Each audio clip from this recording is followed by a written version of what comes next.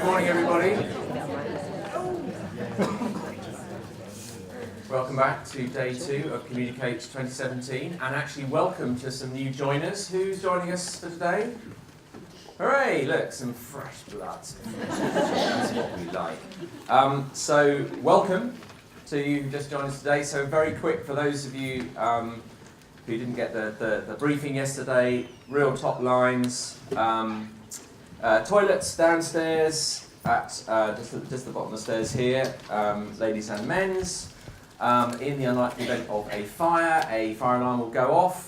Please leave by this door here if you are not there.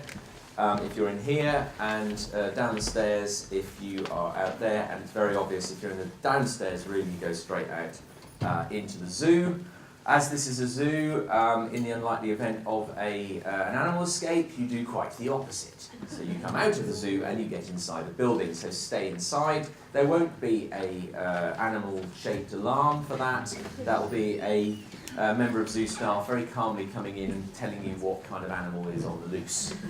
And in the extremely unlikely event of a fire and an animal escape, then just use your wits and decide what's best. Probably the best thing to do is to look at what the zoo staff are doing and telling you.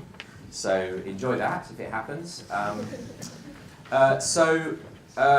Again, to those of you who haven't been to Communicate before, this is your first day, enjoy. We've got quite a programme today. I'm just going to mention a few things. Yes, even this morning, on the news, 2 new definitions for the Collins English Dictionary. Did anyone hear that this morning? Yeah, we had echo chambers, which we had a session on yesterday, and fake news, which we did a session on today. So there we are. It's almost like we planned it. So we also have sessions on conflict and partnership, which do we use and when, and then some interesting discussions around how we use spaces, green spaces in our lives, because that's obviously a real life. We talked about this quite a lot yesterday, about making things relevant to people. So what are those green spaces? How are we getting the most out of them, and where are the opportunities? Quite a bit about age, generations, the youth, all of that, and actually are those definitions even useful, including in a minute, and we'll get to that in a minute. And then our customary toolbox sessions, sort of practical sessions which you can pick and choose around various tools, behaviour change, language and inclusivity, all things that we fret about quite a lot. So a chance to go in deep there, and then our customary swap at the end of the day, when actually you lot yesterday were absolutely brilliant at bringing together the ideas and the concepts that had stood out for you, and how what you're going to take forward from that, and actually just getting everything in the room so that you know what people are thinking, and actually catch up on sessions that you may have missed. So that's that. In the room we have a whole range of people who are in the business of communicating about nature, conservation, science, the environment, people from the media, people from NGOs, people from government bodies, people from academia.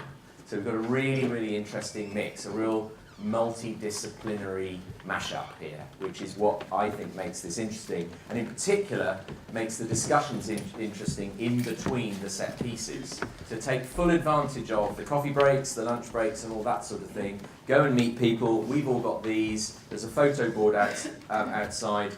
If, like me, you are absolutely rubbish with names and can't even remember the name of people you've been working with, it's all there to help you. So get stuck in, and without further ado, I'm going to introduce you to the chair of our next fascinating session, James Common, who has pioneered a really innovative online nature news offer. So someone with a fresh eye on the world, and introducing an interesting perspective to kick us off on this day 2. James, over to you, mate. Well, hello everyone, and I would just like to thank the organisers for this, quite frankly, rather terrifying opportunity of addressing all of your esteemed individuals in the audience here. I'm James. I am here very much from a different perspective as a job seeker looking to enter the communications sector, and as the lead editor and founder of New Nature magazine, set up to promote and embolden young environmental communicators. Shortly we'll hear from the fantastic Naomi and a lot more about Generation Z, but before going any further, I would just like to start on a message of optimism and positivity by saying that, contrary to prevailing stereotypes and so often dreary headlines, that nature remains very much at the top of the agenda for young people today, and by saying that you only need look at the amassed ranks of new youth-led initiatives. You only need check social media and the ranks of blogging websites to see that young communicators are very much rising to the occasion. Among these, the diversity is, quite frankly, rather startling. You have the bloggers, and I know I say this from a rather biased perspective, who tackle issues head-on, ranging from farming practices and politics to marine litter, coupled with other groups, the young presenters, the young artists, the young nature writers and photographers. These people really are paving the way and setting an unprecedented example for their peers, and of course inspiring hope in the older generation, who can now look back with, look back and smile really, and hope that the future will be safeguarded. The importance of motivating and supporting young people cannot be overstated. We have seen what a properly engaged youth can do. Just look at the recent election, where the youth vote played a key role in shattering the Tory majority. Just imagine what properly empowered youth could do for conservation. The examples are already there, glimmers of hope in the great feats already achieved by Generation Z conservationists. Some examples springing instantaneously to mind, coming from 15-year-old Finlay Wild's tireless campaign to highlight the plight of Britain's declining hen harriers, from the A Vision for Nature campaign set up by a youth group called A Focus on Nature, which brought the thoughts and views of a younger generation all the way to the doors of Westminster. And of course, by international examples, another case springing to mind being the case of 17-year-old Delanian Reynolds, a young conservationist from Nebraska, I believe, who founded the Sink or Swim initiative, advocating the use of renewables on a global scale. These young people, the future leaders in the fields of conservation, ecology, the future CEOs, researchers, journalists and authors, deserve our full backing and support. Of course, where there is opportunity, there are also hurdles that must be overcome, both on behalf of yourselves, looking to engage and motivate young people, but also from the young people themselves. And as, well, speaking from the perspective of a young person, no challenge is greater than that of nature deficit disorder, a condition defined as society's growing disconnect from the world around us. This is manifested in both at home and school, and is consolidated really by the safe nature of modern society, whereas young people are encouraged to remain indoors, thus denying themselves, inspiration for their communicational endeavours. Next challenge is social stigma.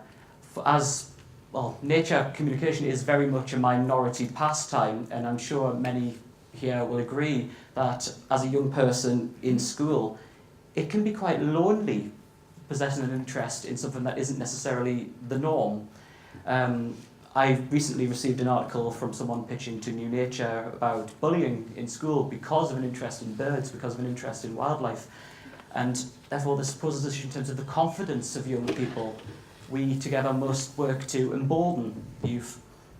The next issues come in the form of opportunity. There are ample opportunities for young practical conservationists and ecologists to gain skills, but I see very few for aspiring communicators.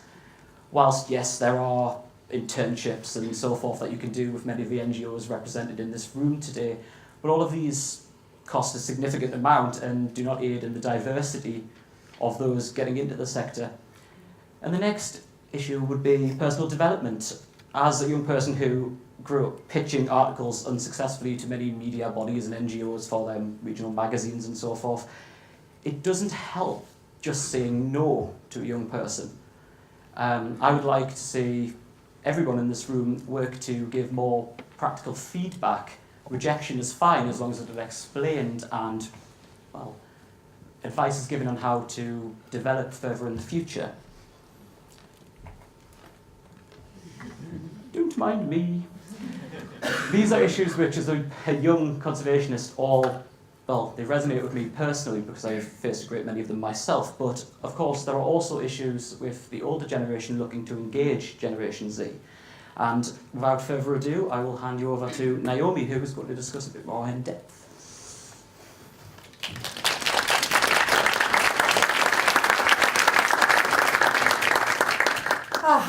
Good morning, everyone. That sounds better. I thought I was in the room by myself. My name is Naomi Sesay. I am Head of Youth Media and Engagement for Media Trust. And I'm here to talk about Generation Z. Who here has been a young person? I thought so, that's great.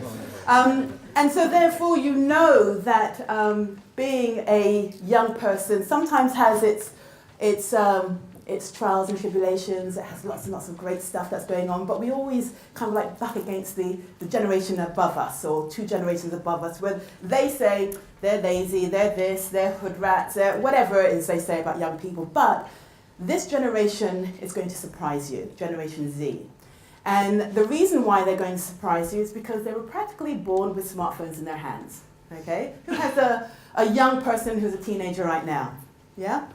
So Generation Z, they call it. And the reason why they have kind of like categorized generations is because generations are defined by the experiences that they have when they're in their teen formative years. So the formative years between the ages of, say, 12 and 21, those experiences defined your generation, defined what you've done, how you've done it, your behaviors, your peer groups, your education, and that defines who you really are as a generation. And so too with all the generations that have gone before. So the reason why this presentation is quite important is because the Generation Z have a different perspective than Millennials. And so it's called Move Over, Millennials, Gen Z are coming. Now there's the hashtag, as you all know, communicate, hashtag communicate17. My name's Naomi Sesay, so if you want to tweet, those of you who do tweet, it's at Naomi Sesay and at media_trust. Who's got one of these in their pockets right now? Yeah, nearly all of us, okay? This is the game changer. And iPhones that came out and got released around June 2027 have not only just changed the way we actually communicate and consume information, it's actually changed the way we feel about communication. This touch mechanism, when we do that, has given us a very intricate and very intimate relationship with technology. And so iPhone not only is a game changer, it's actually changed the way we think. It changes the way we actually hold on to information or disseminate information. And those who were born in that iPhone era, Generation Z, don't know anything before that. So therefore, this is what it is. There is nothing before that. So if you were to, do you remember in a long time ago, you'd say, you'd pick up the phone, call me, or you do this. They'll say, what is that? What is this, doing that? Analog. They know nothing about analog. They only know digital. So therefore, their mind processes information completely differently to when we were in analog situation. Is that a yes or yes? Yes, right? So therefore, this phone and digital technology has created somewhat a different type of young person today than it did for the millennials. And we're going to be discussing more of that later on. So who are they? They're born between 1995 and 2012, roughly. They're called iGen, or the digital natives, and they represent 24% of the UK population. But to understand really about generations, we have to look at the generation that they came from. Now, I am Generation X, and I have that Generation X are the parents, roughly, of Generation Z. Anyone who's a Generation X here? And who are the millennials? Can you put your hands up? So maybe about half and half.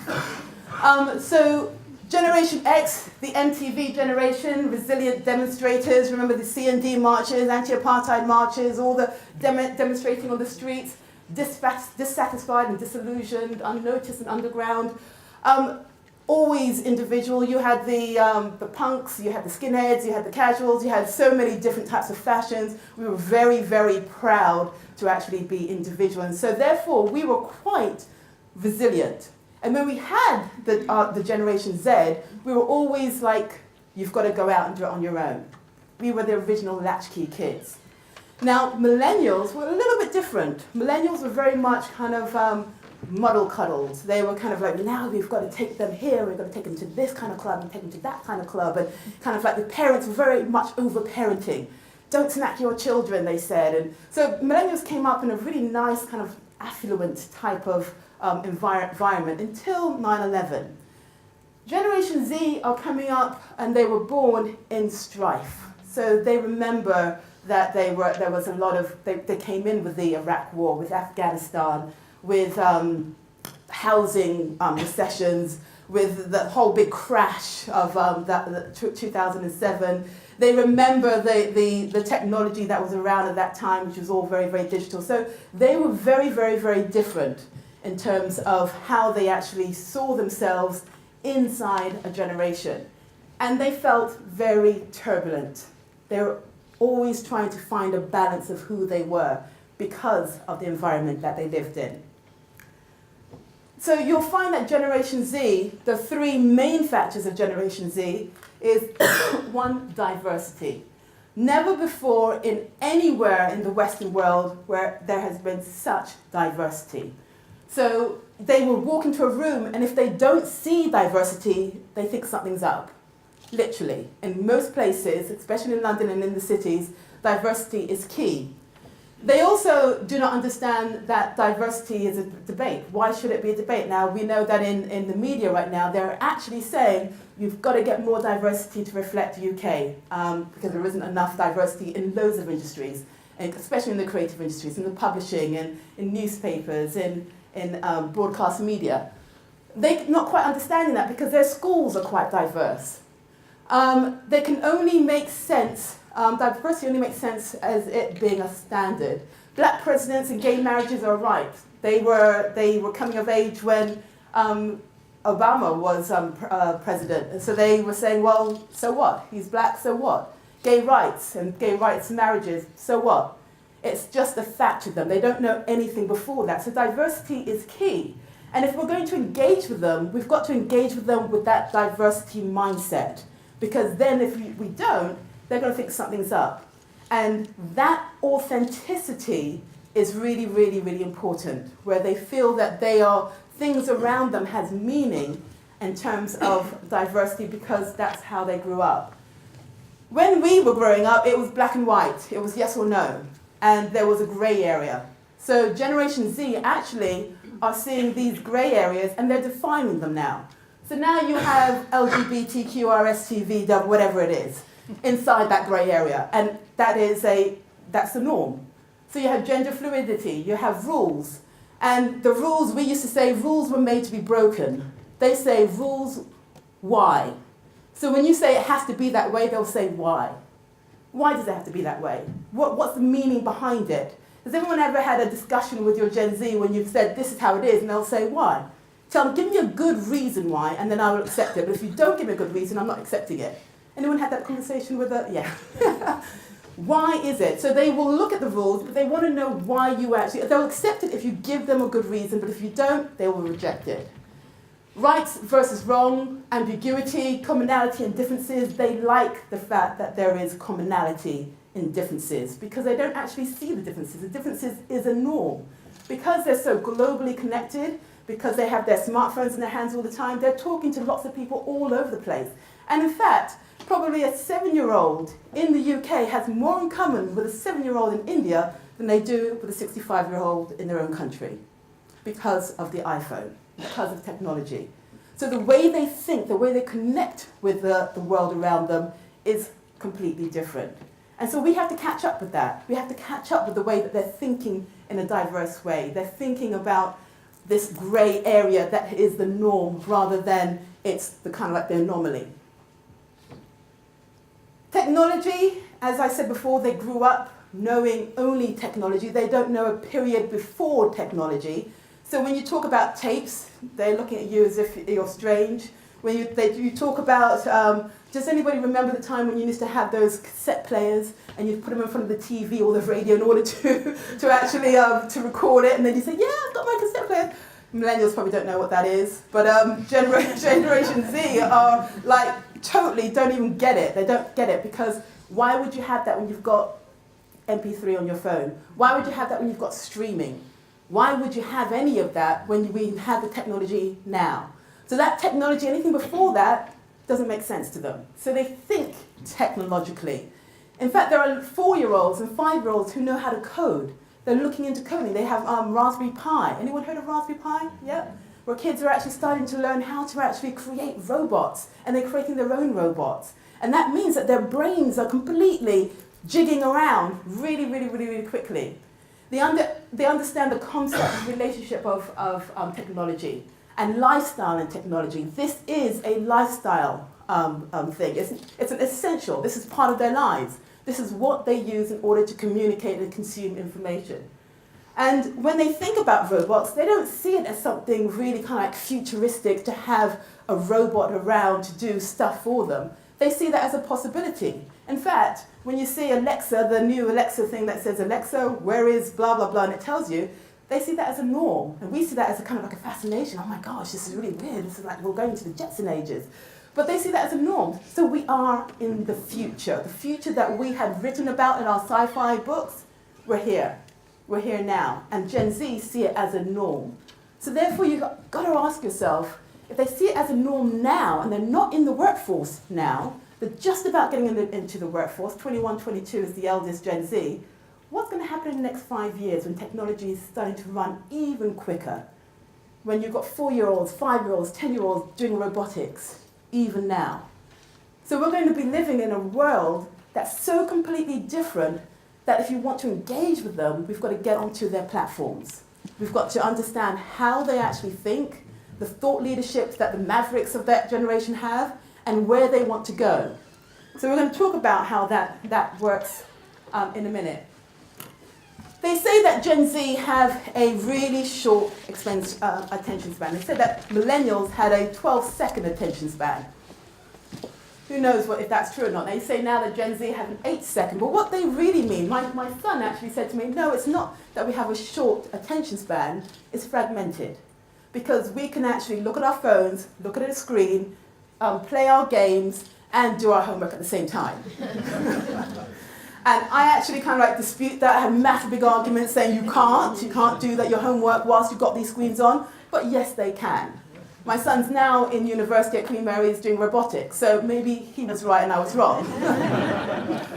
But they have a fragmented attention span. What does that mean? That basically means that they can process information so quickly, they can filter information so quickly, but in a short period of time.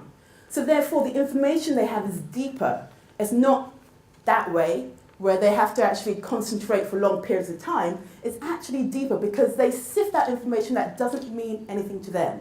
And what we have when we look at our information is that we have lots of little middlemen inside the way we work. And they're saying, why?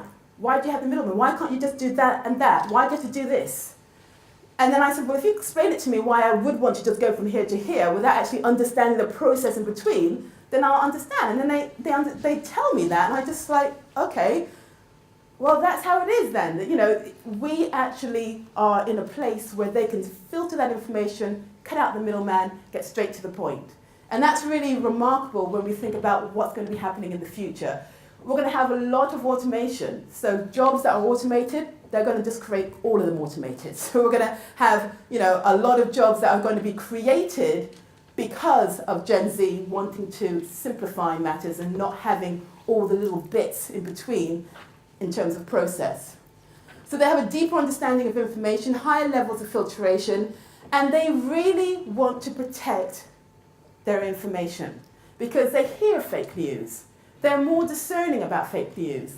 And so therefore, around about 55% of young people have added ad blockers to their social media because they don't want to be advertised to.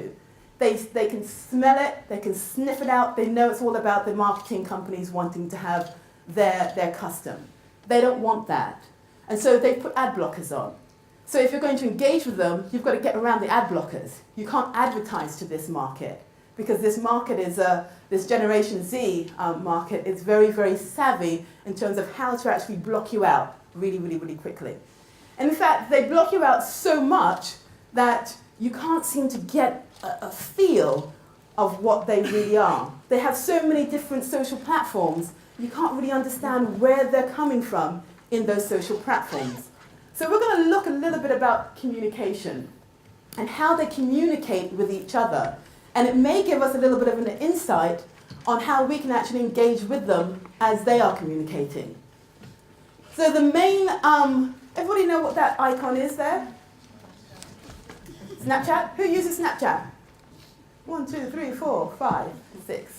Okay, and the middle one? Instagram. Most people use Instagram, yeah?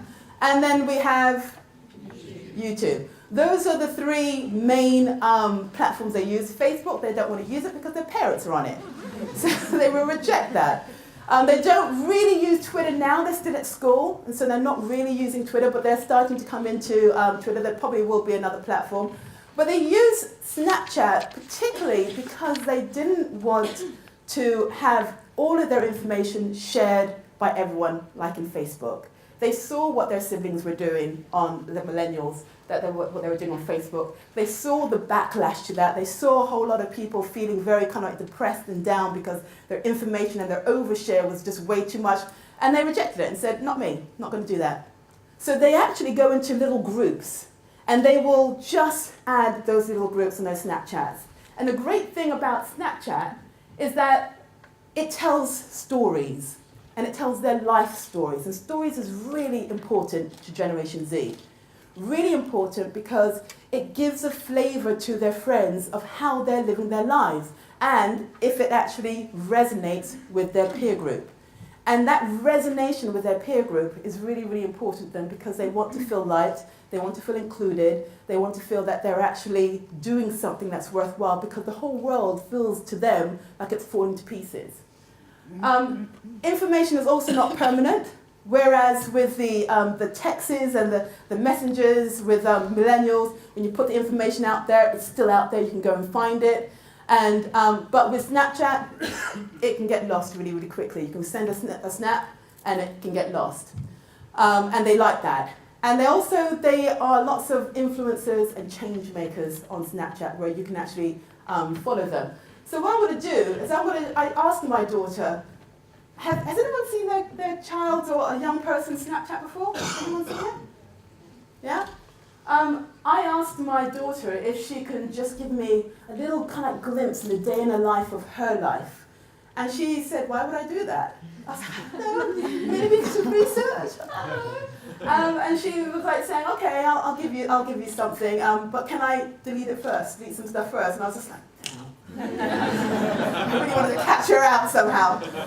So she gave me this, and she kind of like was showing me how it all worked. And one of the things that she showed me was that food was quite important to Gen Z.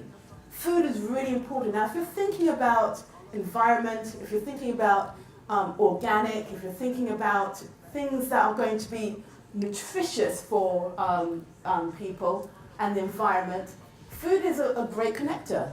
And they say that Generation Z will be the greatest chefs because they feel that nutrition is quite important.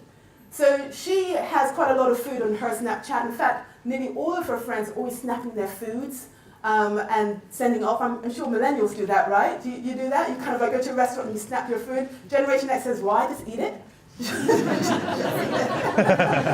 Why are you showing everybody when you're eating? That's just really weird. But Millennials do that, and Gen Z have done that too, and they're actually doing it in a really lovely way. So I'm going to show you a little bit of a day in the life of my daughter. She goes to the Brit School, so she is an interactive visual design student, and but this is just kind of like her normal snap day. And warning, There are a few things there with which 15, 16-year-olds are doing that you'll probably think, but those are somebody else's kids, not mine.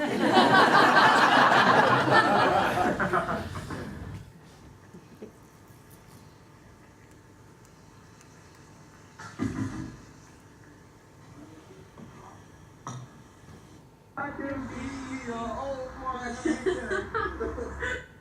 I can't buy been away the rain. Rather go and buy.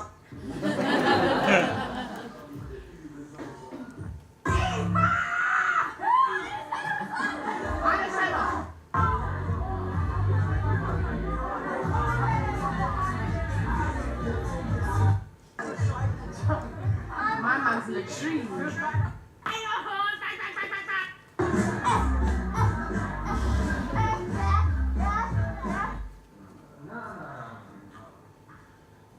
Okay, the sound slipped a little bit, but it's okay, the pictures are still there. Why you so ways?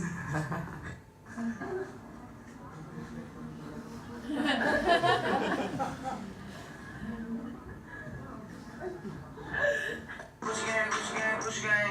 My lady cost more than your rent. Still slaying dope in the jets. I'm not what it needs, baby. No more. Pussy niggas love sneak this until I pull up on us.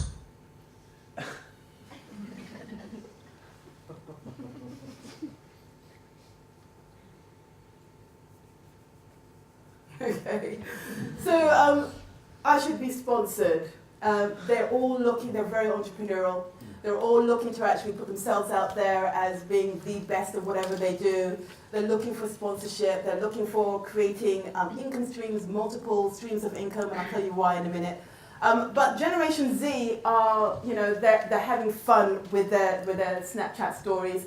And it shows them in a light to their peer groups that this is the person that I can follow, this is the person I can be like, this is the person that I can talk like, walk like, dress as like them. And they love that. Instagram, millennials use Instagram a lot. Do you? Yeah? Great. And Instagram, 46% of all UK Instagrammers are under 24 years of age. They're content creators. And being content creators mean that actually not only creating content, you're creating a branding for yourself, but not in the way that millennials did it. You're creating something else. You're creating more of a story around that brand, and it's promotional. And so lots of Instagrammers who get loads and loads and loads of views, and they get loads of people following them, they actually create workshops, they actually create products, they sell those products on Depop or other platforms, and so they're creating multiple streams of income. And I'll tell you why they're creating multiple streams of income. They're actually influencers and change makers and mavericks on Instagram who, when you look at their Instagram pages, you see a lot of talent. And you see a lot of talent that are in all kind of like sectors. So you see them in the environmental field, as was spoken about earlier this morning. You see them in the media, you see them in books, you see them in architecture, you see them in heritage, you see a whole lot of talent that, if you engage with them and you actually engage with them in your own terms, meaning that you give them a subject matter that they're passionate about, they'll go and put it out to their thousands and thousands of subscribers. If they put it out to their thousands and thousands of subscribers, then you actually have a market because you've engaged with that one Instagrammer. So they also have global connections as well, and lots of people around the world actually connect with them. YouTube is another fascinating platform that Gen Z are now starting to take hold of in a really real way. They see all the millennials doing all their YouTube, and they see a whole lot of people like KSI getting like millions and millions of subscribers, getting sponsorships, getting advertisers, but they don't want to actually do it in that way. They want to do it in a way that's really real to them, that has a lot of meaning to them. They know now that when they go onto YouTube and they see a makeup artist saying, oh, I've just used this foundation and it's from L'Oreal, blah, blah, blah. They know that they're not really authentic, they're just doing it because they've been sponsored, or they're doing it because they've got advertising revenue coming to them. So they don't want to actually create products that doesn't mean anything to them or their peer groups. So they're change makers and, again, influencers. Their voice is really special with Gen Z on YouTube, because their voice speaks directly to their peer group, telling them a story about why we should be X, Y, and Z. And for those of you who want to connect with Gen Z, it's by collaborating with them like partners and then letting them lead the way, letting them talk to their own peer groups in messages that you want to get out there. I'm going to show you this is a video by one of the Gen Zs who did a program for me. And it's about, it was a competition, it was a vlog style challenge competition with YouTube. And this is what she actually created. Not all communication is art, but all art is communication. Humans are artists by nature. In our artistic impulses and achievements, we can express our ability to establish a means to communicate ideas. Our behavior as artists is one of the attributes that govern the evolution of the human race, that has brought to life an age of information, an age where art has evolved into the artist. Fueled by technology, creators now created. This is our journey, our life, our masterpiece. Right. So the great thing about the creator being created is that in technology they're creating a lot of stuff, a lot of content, which then becomes them. It's just like how those sci-fi books back in the days, we're now here seeing that, because if you went back 30, 40 years, you wouldn't believe where we're living right now. So the creator being created. And if you think and have that shift on what is it that you need to actually create in terms of connection with environment, in terms of biodiversity, in terms of ecology, what is it that you need to create in order to step into that future? You have to think technologically as well, because that's where the information is being disseminated and consumed with Generation Z. They're actually looking for those kind of information, but they hardly see any of it. There's some YouTubers who are really, really great at actually talking about the environment, but hardly any.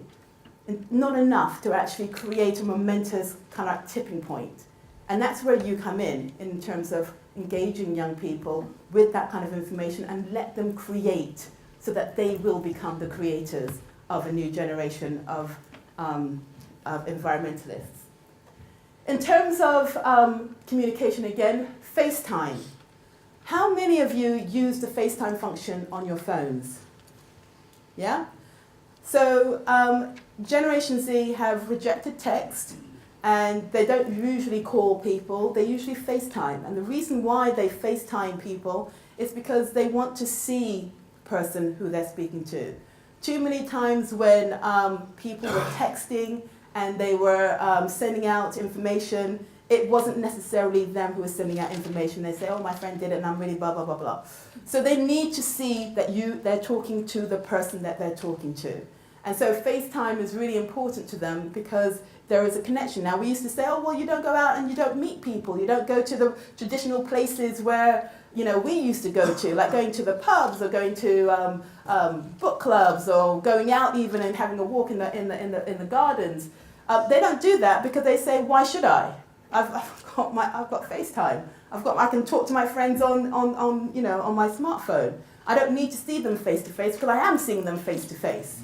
And that's a new reality now, that, you know, instead of trying to get them out there, then they're actually, you know, communicating like this. But then what does that mean for the environment?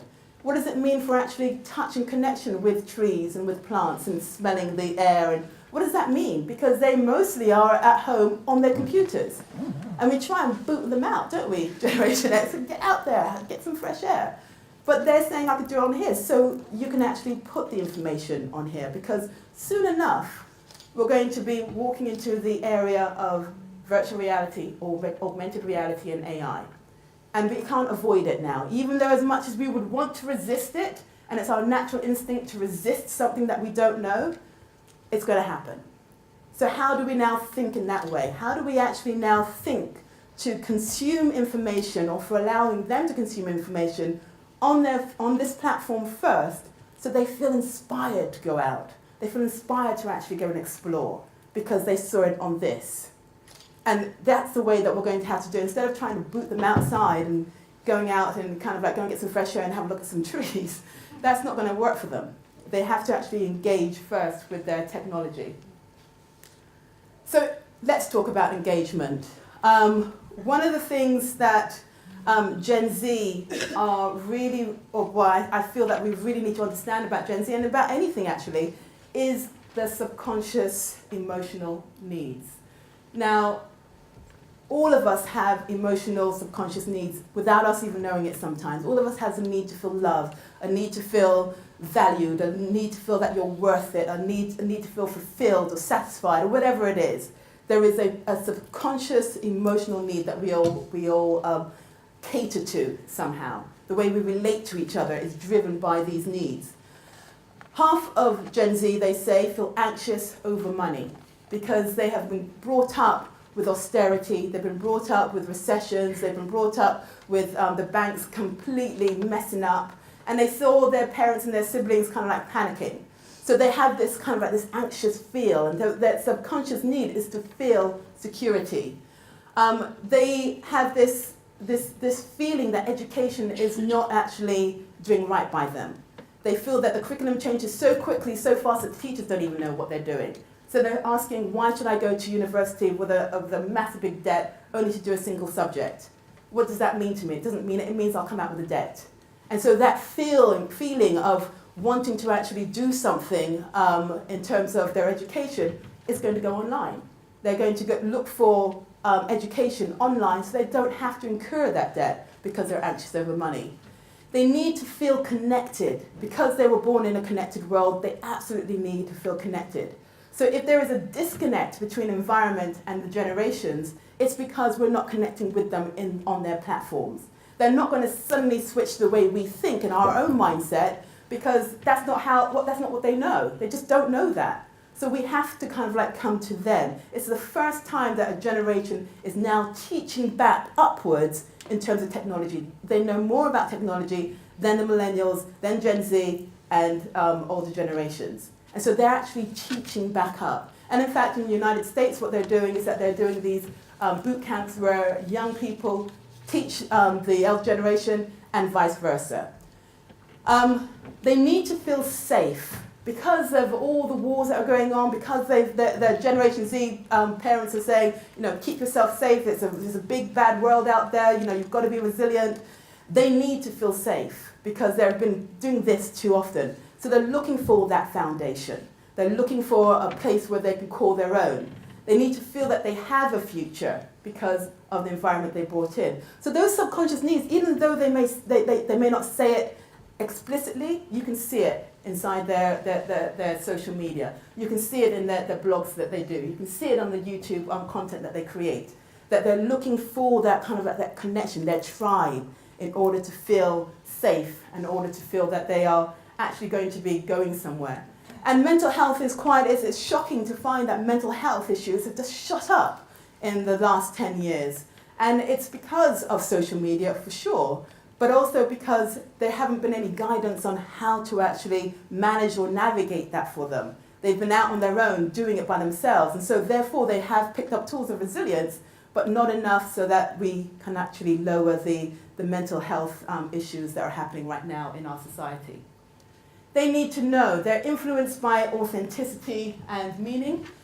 They reject glossy images and celebrities. They think that those types of information coming through is just kind of like a fad that's going to make them spend more money, which they don't have. So they reject glossy magazines and ads on TVs. In fact, they don't watch TV.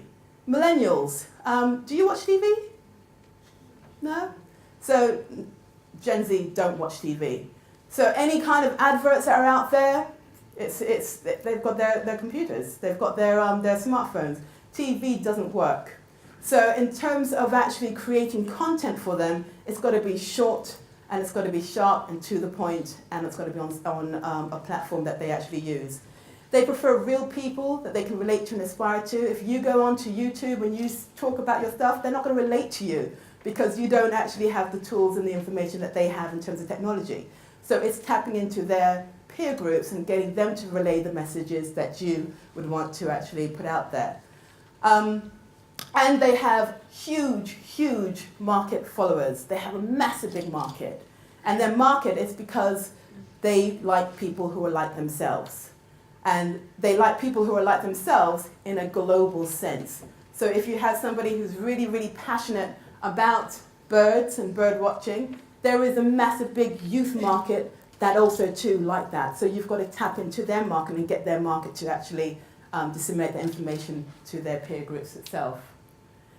Need for security. On the internet, then they have a need for security. Like I said, they put on ad blockers. 51% of 16 to 24-year-olds have downloaded an ad blocker.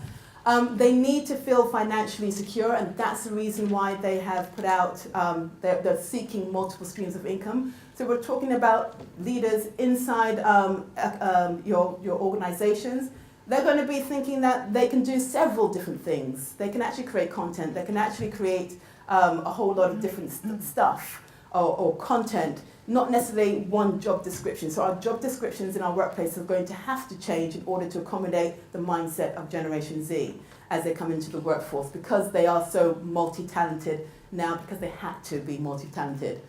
Home security, they're very, very, very family orientated, and housing is very important to them. They feel squeezed, especially in cities, that they're not going to be able to have their own houses. So they will create an environment within their own houses in order to feel secure.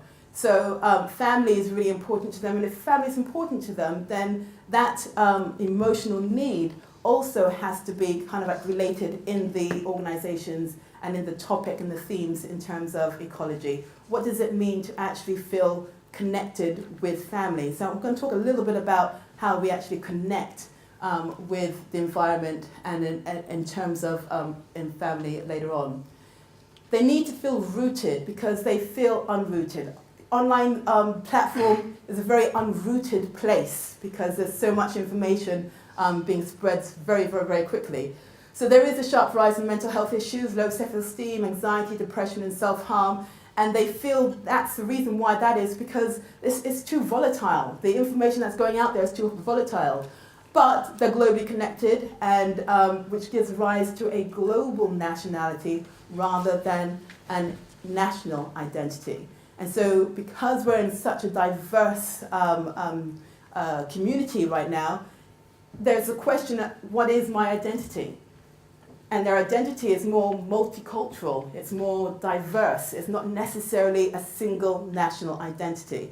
So when they talk about British values and British identity, they're kind of like, that's not me, because I'm diverse, or my friends are diverse, and I connect in a global way. So we've got to actually start to think in a way that makes them feel more rooted in where they are. So what is the future? The future in terms of technology is really simple. It's just going to be more of it. We can't stop it. It's happening. We are, as human beings, really, really good at creating stuff. And the stuff that we create, the generations will consume it and even make it even better. So we've got artificial intelligence, which is going to be coming through virtual reality, augmented reality, and quantum computing. And it's only going to be, we're going to be in a space where Generation Z will know this so implicitly. The generation after that, called Generation Alpha, are going to be it. So all of this kind of information means, what does it mean for the leaders of the next generation taking over your organizations? And what does it mean for you? What does it mean for you and your jobs? What does it mean for you? So we have to actually keep up on our toes. We actually have to learn what they know if you're going to engage, because they will disconnect. But I think the most important thing in all of this is that we've got to remember that, first of all, we are humans. We have values, we have morals, we have ethics, we have a very innate sense of connection anyway. So therefore, we can't allow technology to override our humanity. We can't allow that to happen. And it's really important that we guide Gen Z, and they're very open to mentors, very open to guidance, as long as you do it their way. It's very, very important to actually guide them in those kind of values. Because if we do allow technology to take over, and soon there's going to be little kind of like bots inside our bodies telling us how high our cholesterol is, if we've got diabetes 1, 2, 3, 4, whatever it is, we're going to just kind of like relax and let technology take over, which will be a tragedy. because it is human beings who are actually creating this stuff. So therefore, what are the powers innately that we have, which is beyond our five senses? What is that? And how do we actually create ourselves into better human beings in terms of our humanity in order to give it back to the generation below? So being human is a given, but keeping our humanity is a choice. My name is Naomi Sesay. Thank you very much for your attention.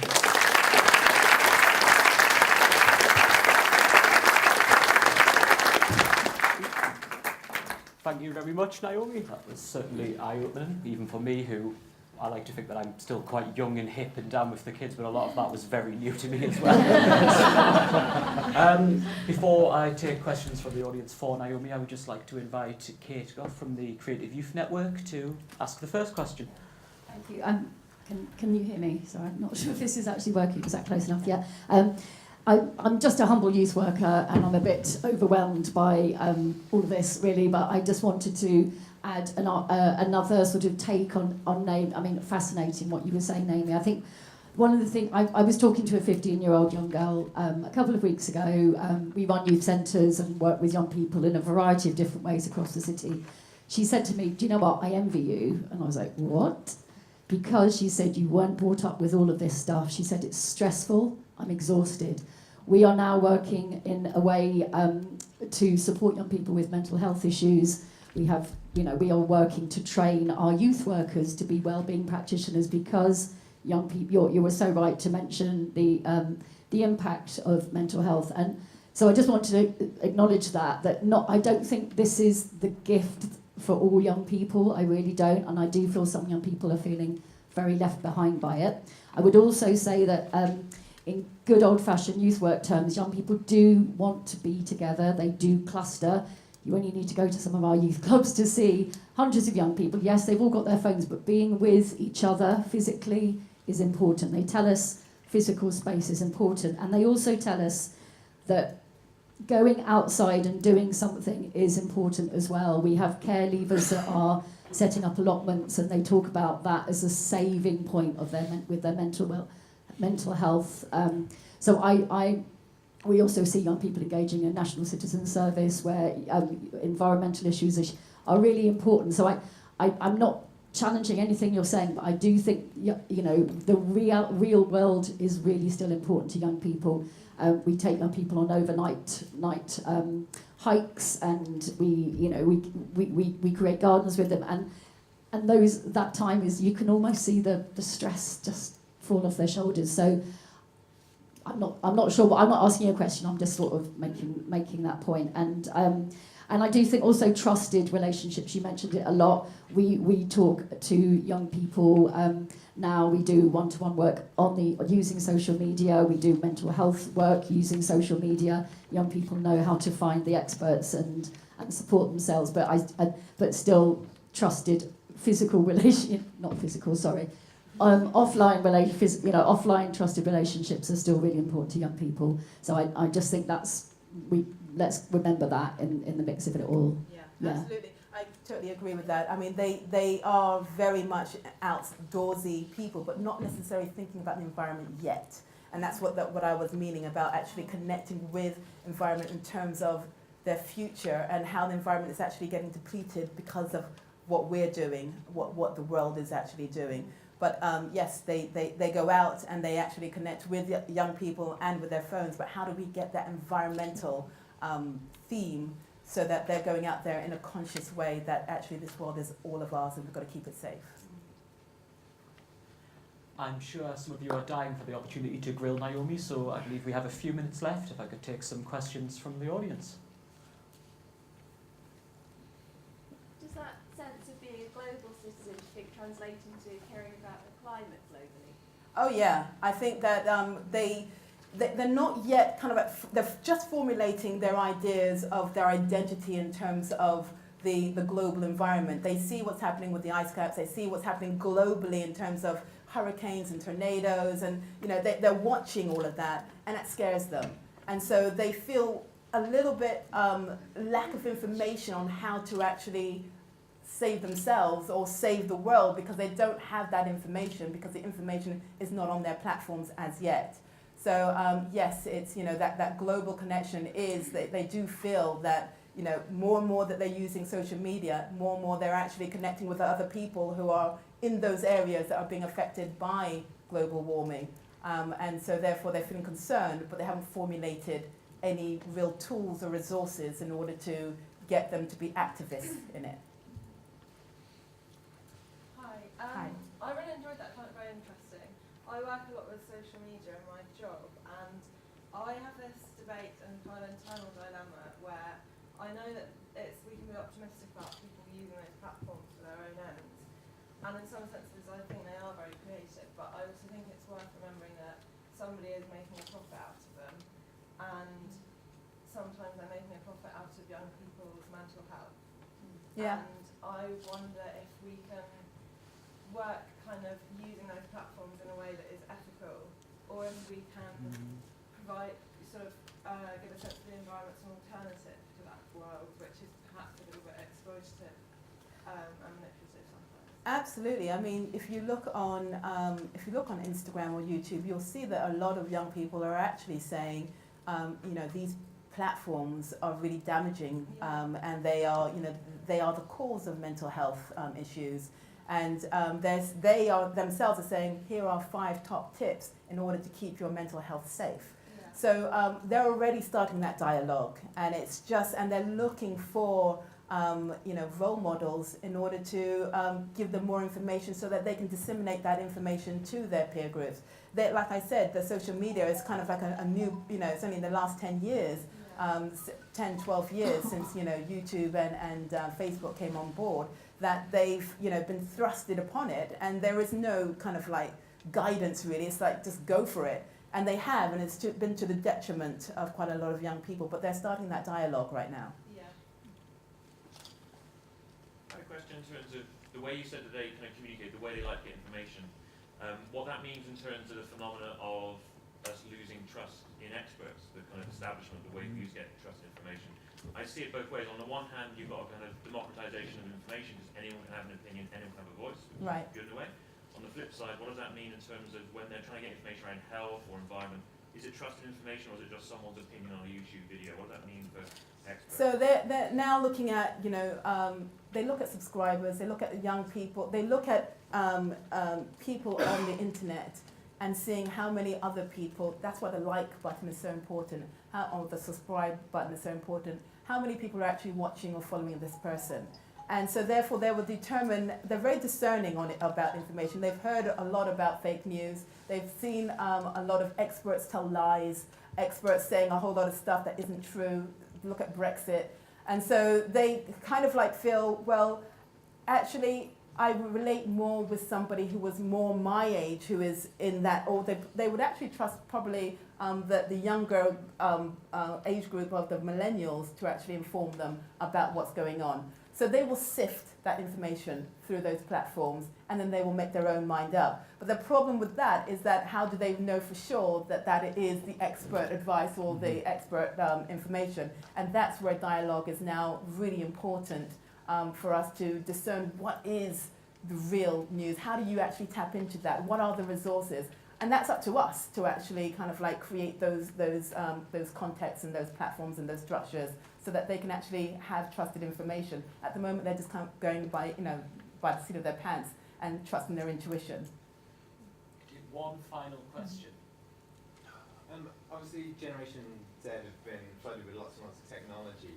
What's the learning for Generation Alpha and getting the balance correct so that we don't sort of keep technology back so they go out and, you know, explore the natural world, but then they're a bit disadvantaged on the technology side of things, they're not using it straight away. Or if we give them too much technology, then they're still, you know, keeping it out from the physical world. What's the lessons learned and what's the...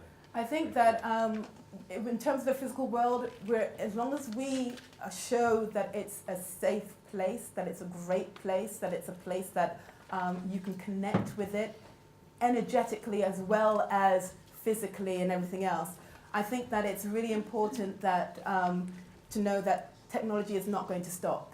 it's going to get even more proliferant. It's going to go out there, and we're going to have more platforms. And so alpha is going to be that technology. And so therefore the physical world, we as our millennials and Generation X, we really need to kind of like make that connection now, that, you know, touching and feeling in a physical sense of the physical world is just as important as in a virtual world, because they will be entering a virtual world now and feel that what's the need. But as humans are humans, we have that need to feel togetherness, that need to actually connect with each other on a physical level, on a mental level, on an emotional level, and that means being in spaces. So it's perhaps creating great youth spaces, perhaps kind of like integrating environment with those youth spaces, so they're not just boxes where kids can go into, but actually it's the spaces is more opened, it's more, and it's filled with technology that they can actually feel both the physical side and the virtual side at the same time, because technology is not going to stop. Right, well, thank you very much, everyone, and sincere thanks to Naomi for offering such an in-depth and, quite frankly, rather informative. Just want to say, with Media Trust, if there's anybody who actually wants to kind of like start talking about programs that you can create, or even ideas of communication, this is what Media Trust does. Media Trust actually helps organizations, especially charities and NGOs, to connect with the media in order to engage with young people, especially with Generation Z. So I will be out there talking to anybody who really wants to do that. Right, well, thank you very much, everyone.